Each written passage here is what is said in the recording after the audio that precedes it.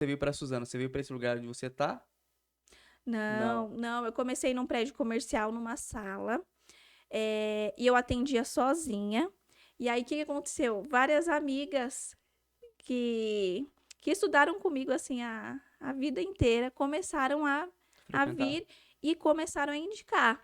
Então, foi isso. Na época, não tinha muito essa questão de rede social, não era tão forte quanto hoje. Não postava muito, né? Não tinha essa habilidade. Então foi muito boca a boca mesmo. E aí eu fui, era uma salinha pequena, mas não tão pequena quanto inicialmente. E fui crescendo, aí aumentei no mesmo prédio, eu aluguei uma outra sala, chamei uma outra menina para atender comigo, comprei mais equipamentos, e aí eu fui para um espaço maior. E aí eu acho que vocês vão chegar até nesse ponto que talvez já vai envolver a questão de maternidade e empreendedorismo. Eu fui para uma sala, para uma clínica agora maior, né, com várias funcionárias. Eu cheguei a ter 5 funcionárias mais recepcionista e eu também atendia. E aí quando veio a maternidade, eu vi que era a hora de mudar. Que eu não tava, eu sou muito sincera, eu não estava dando conta de funcionários, de atendimentos e a maternidade. E aí foi a hora que eu falei, vou reduzir, que senão eu não. Isso no primeiro filho. Já no primeiro filho. E eu falo isso para todas as pacientes. Eu tenho muitas que empreendem e elas falam, como que você dá conta? E eu falo, eu tive que moldar a minha vida, né? Minha vida pessoal sempre, mas também a profissional, para que desse certo e para que eu conseguisse alinhar da melhor forma possível a questão da maternidade e da clínica. Porque já é difícil, eu já não conseguia estar lá 100%, e às vezes entrava uma paciente lá e eu falava, meu Deus, nunca vi essa paciente. Eu nem sei o que ela tá fazendo e ela já tá lá na 8ª sessão. E isso começou a me deixar aflita, porque eu sempre fui muito assim, amiga da paciente, conhecia todas. Então eu falei, não, agora é hora de dar uma reduzida, não parar, porque é o meu sonho, né? Mas eu vou ter que dar essa reduzida para moldar a minha vida mesmo. Legal. E como é que você fazia? Você tinha uma rede de apoio? Como é que funcionou isso na sua vida? Né? Eu nunca tive rede de apoio forte, porque a minha família é bem idosa. Minha mãe, na verdade, faleceu um dia antes de eu descobrir que estava grávida do primeiro. E era o sonho da minha mãe. Mas o meu pai, muito idoso também, meu pai hoje tem 82 anos. E a minha família mora tudo longe, Paraná, Brasília. Então, rede de apoio sempre foi o mínimo possível, mas eu acho que assim, como eu já entrei na maternidade assim, eu não sei como que é ter uma rede de apoio forte, assim, de falar, ai, ó, hoje eu vou no podcast, tem Vou alguém aí fechar que com alguém. pode, então eu nunca tive isso, E então como é pra que você mim é se virava com tranquilo. isso? Quem me ajudou muito, e me ajuda até hoje, é a escola. Então eu coloquei sempre os três. Sempre foram muito cedo para a escola. Com 5 meses, com 4 meses eles já estavam lá. Já é pro berçário. Isso. E quem me ajuda assim bastante é a minha sogra. Eu agradeço muito. Ela trabalha, né? Então não é uma pessoa que consegue estar sempre, Uhum. mas sempre que a gente alinha tudo certinho, ó, eu vou fazer tal coisa, me ajuda. Ela é meu braço direito. Mas a questão que você falou que começou a dar uma enxugada, você Aham. começou a priorizar alguns tratamentos estéticos, você reduziu o tamanho da clínica, como que foi essa estratégia para você justamente conciliar a maternidade mais a clínica, né? Tá, o que que eu fiz para reduzir os atendimentos, né? E eu reduzi também, na verdade, eu reduzi os atendimentos primeiro. Depois, consequentemente, eu reduzi o espaço.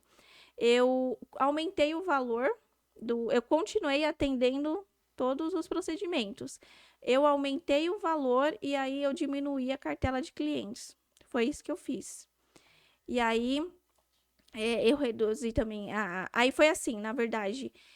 Uma esteticista abriu o próprio espaço dela. Então ela saiu, eu já não coloquei mais ninguém. Aí a segunda também abriu o espaço dela. E aí eu também não coloquei ninguém, até chegar num ponto que eu fiquei com 2 esteticistas. E aí eu fui para o espaço mais.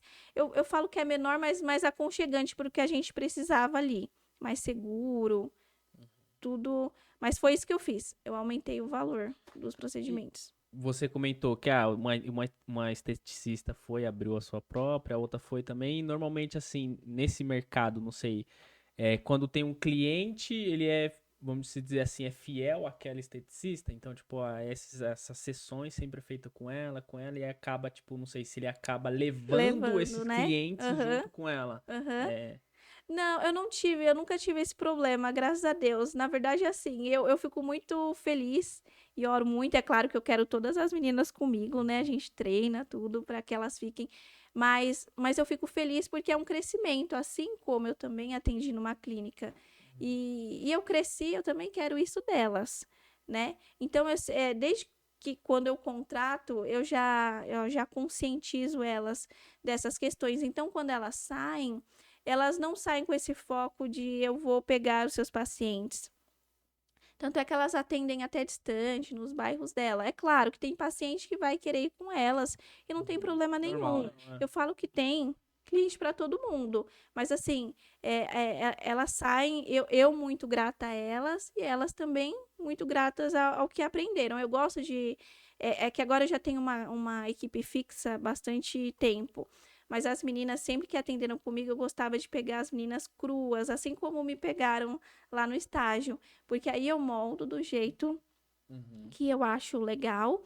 E eu sempre falo que elas também, tudo que elas quiserem acrescentar dentro da clínica, eu acho válido. Então, é quando elas saem da clínica, elas saem com o meu jeitinho. E depois elas vão criando delas. Até o jeito de arrumar a maca é igualzinha. Falo, nossa, tem uma Vitae aí, mas não tem jeito.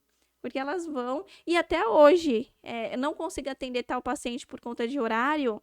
Ah, tem como você atender? Eu mando mensagem para elas. E elas vão e atendem. Ah, tem uma paciente para atender lá em outra cidade. Vocês conseguem? E eu mando. Então, em relação a isso, não tive problema. Legal. É legal. E esse negócio que você falou de pegar pessoas que estão iniciando é bacana porque você coloca sua cultura, né? Sim, sim. Eu não imaginava nada diferente, porque você comentou que uma das coisas que te incomodou bastante foi o fato de, nossa, a pessoa tá aqui há 8 sessões e eu não sei o que ela tá fazendo. Isso te incomodou porque você estava sempre próximo, mesmo quando não era você que estava atendendo. Uhum. Então eu entendo que isso também gera uma fidelização, né? Então, o cliente, ele tá lá, ele faz tratamento com a outra pessoa que não é você, mas ao mesmo tempo ele tem aquela sensação de que é você que está fazendo de certa forma, porque a pessoa está seguindo uma cultura, um método que foi treinado por você e a pessoa está tendo a tua atenção ali e isso acaba de alguma maneira gerando essa, na minha cabeça, imagino eu, Essa né? fidelidade, né? Fidelidade. Mas eu tive essa dificuldade de que as pacientes não fizessem o atendimento comigo. Isso aí eu tive no início. Acho que foi até uma pergunta que você fez, né?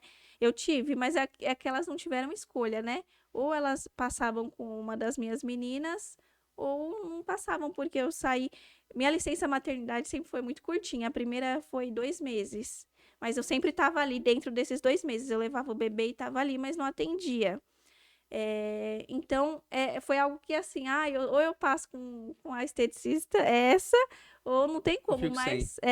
mas foi difícil. Hoje elas já estão super acostumadas, mas foi difícil no início. E também, não sei, às vezes pessoas novas que talvez chegassem, né, que ainda não tinham uma referência sua, né? Mas Sim, imagino que o pessoal que começou a atender com você lá no início não quer não, eu mudar tenho um agora, né? cliente que está comigo há 7 anos, que eu não tô todo esse tempo aqui em Suzano, né? Eu vim depois, então desde o início. Mas hoje elas entendem super bem. Se eu não tô atendendo, eu tô lá na clínica. E hoje, você falou que hoje você tem um foco bastante em gestantes, né?